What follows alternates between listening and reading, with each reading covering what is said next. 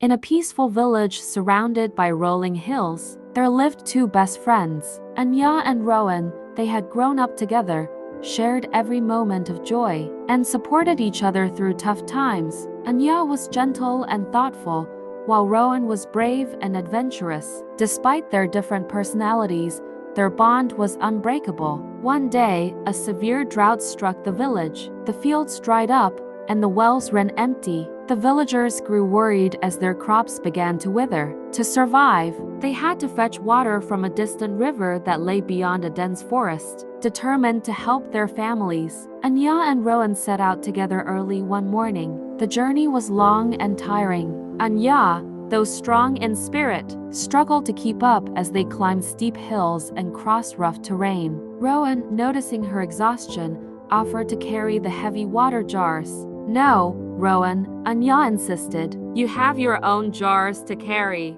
We must share the burden equally." Rohan smiled and said, "True friends help each other. Anya, we are stronger together." They continued their journey, with Rohan carrying both jars for a while, and then Anya taking over when Rohan needed a rest. They talked and laughed along the way, each step becoming lighter with the comfort of their friendship. As they neared the river, they encountered a deep, wide ravine blocking their path. The only way across was an old, shaky rope bridge. Rohan crossed first, but when it was Anya's turn, the bridge began to sway dangerously. Anya hesitated, fear gripping her. "Don't worry, Anya," Rohan called out from the other side. "I'm right here. Just take one step at a time." Anya took a deep breath and began to cross. Halfway across, the bridge creaked loudly, and she froze in terror. Seeing her fear, Rohan quickly tied his rope around a nearby tree and tossed the other end to Anya.